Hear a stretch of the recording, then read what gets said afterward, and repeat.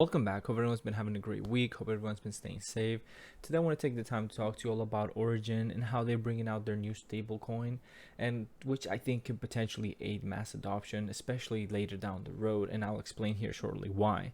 Now, for all of you that have watched my videos before, you're familiar that I normally do XRP and NPXS videos, but I'm slowly trying to transition into talking about cryptocurrency as a whole and just pretty much finding those articles and those news that can potentially aid mass adoption on a bigger scale, and I think that this is something that can potentially do that.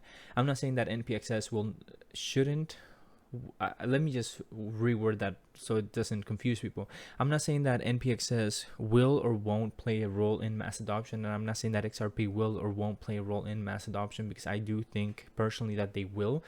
But I'm just kind of trying to focus on cryptocurrency news as a whole. I will be going back to NPXS and XRP and others little by little, but I want to focus on talking about cryptocurrency in general. Now, here we have Origin, and they're essentially creating a stablecoin that works like a savings account. And I know that that may not seem like big news at the moment, but I personally feel like that is tremendous news, and it's something that can potentially really push that mass adoption, especially as time goes by. Now, as you all know, they are making that a stable coin which actually grows without the need of having a wallet and without the need of actually staking it. And that is, in my opinion, pretty game changing, because that is something that a lot of merchants will probably enjoy. Because you got to think about it. Let's say that a merchant today accepts any type of cryptocurrencies and they accept $50, right? And that $50, for some reason it becomes $4 in the next hour, then that means that they essentially have lost $10 on whatever product they sold to whichever client. So I think that that's something that is kind of bugging some merchants, and it's not really appealing to them, because why would they want to switch to something that they will receive $50 and then it can potentially become 10? I mean, yeah, it could technically potentially become 10, but my sample was 40. So, but with that being said, it could also become 60, it could also become 100. Now, when you're talking about that smaller amount of money, it usually will not change that drastically so fast, but there is still that possibility that it can happen. And I think that's a risk that most merchants will not want to take. But as we know, Origin here is a stable coin that will be pegged to the USDT, Circle, and Coinbase's USDS. I might have been saying that wrong, but anyways, let me just check really quickly. USDC. I apologize about that. So as we all know, it is pegged with those, so that means that it does have more of a safe feature, that and less of a risk factor of it actually going to like $10 or something like that. As we all know, stable coins do stay pretty stable as they are pegged usually to the US dollar, so they are definitely a safer option for merchants to accept. Now, I think that this is kind of game changer. It might not seem like it today, but I think that as this company does what they're doing and they continue to do it, if they continue to do it well, and if they continue to implement what they're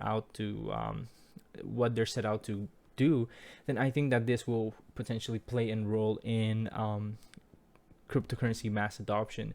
And I will not be surprised if the NPX XPOS device is eventually comes to integrate this specific crypto into their platform, so people are able to utilize the XPOS to pay with this specific stable coin. And again, it's not something that has been talked about anywhere. I have not seen any articles mentioning that, but I'm just saying that I will not be surprised if down the line they will implement that. And I think that that will be a great idea for the XPOS device to actually implement.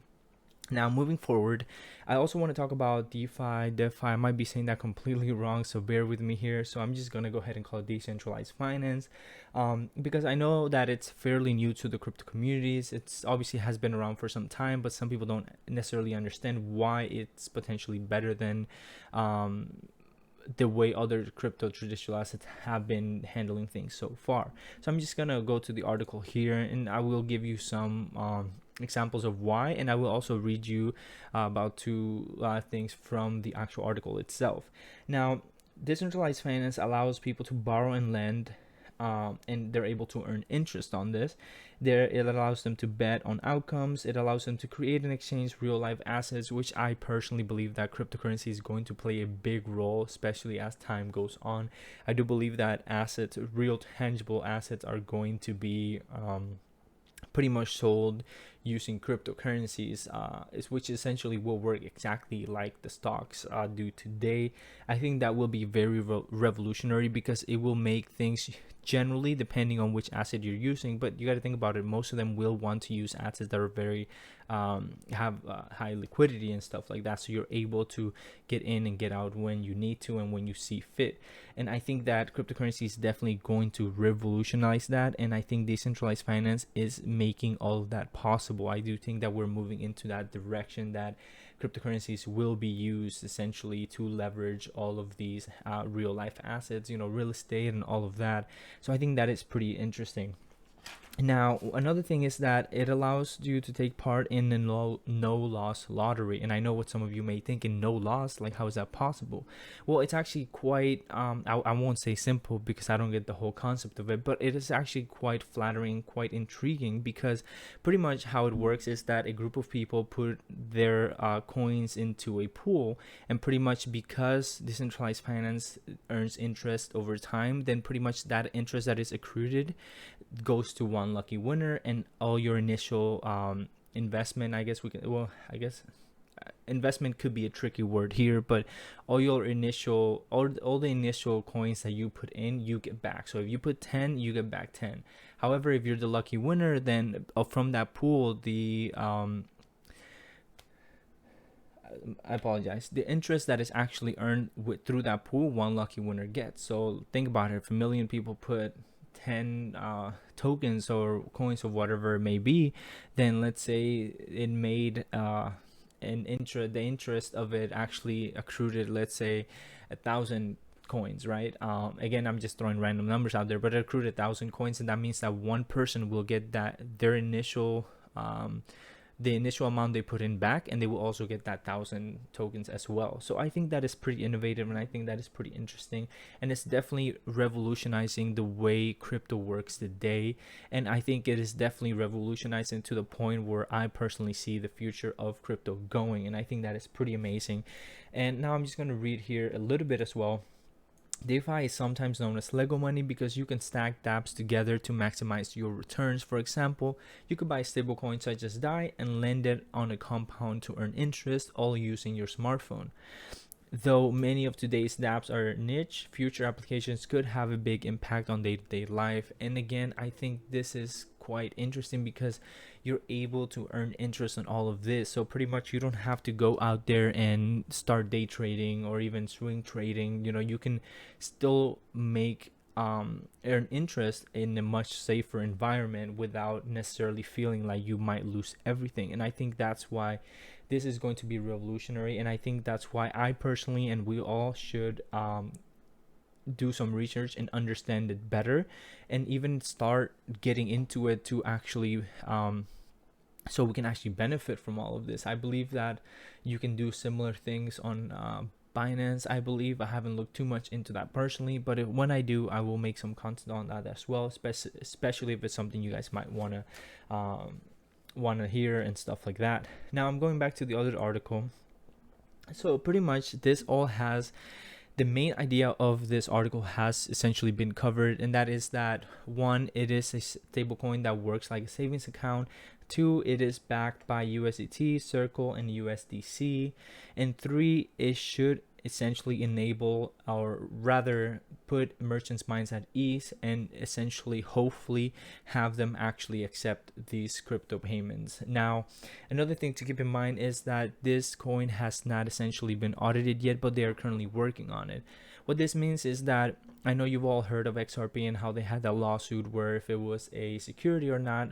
This means that this project is technically still vulnerable to an attack similar to that Ripple had experienced a couple of years, or rather not too long ago. So just to keep in mind, and just an important note, is that it is still technically it's still at risk of something like that happening.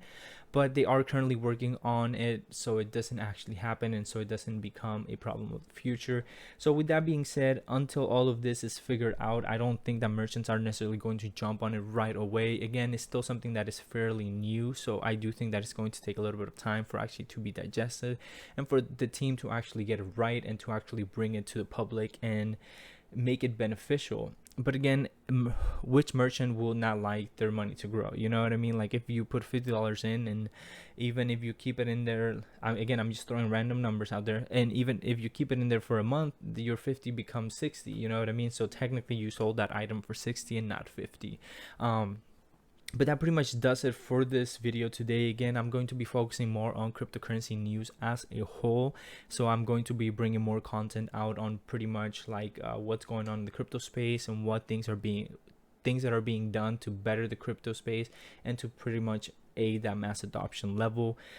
If you guys have any comments, any suggestions, anything you see, if you see an article out there that has not been covered but you think that has some potential, then definitely let me know, because I want to cover all of that. I want to talk about more about crypto news in general, even blockchain technology, all of that, because I think that that is really what needs to be shared at the moment. I do think that XRP and PXS and other crypto assets that I'm not mentioning will play a big role in once crypto becomes mass adopted, and they will play a role into helping crypto reach that level.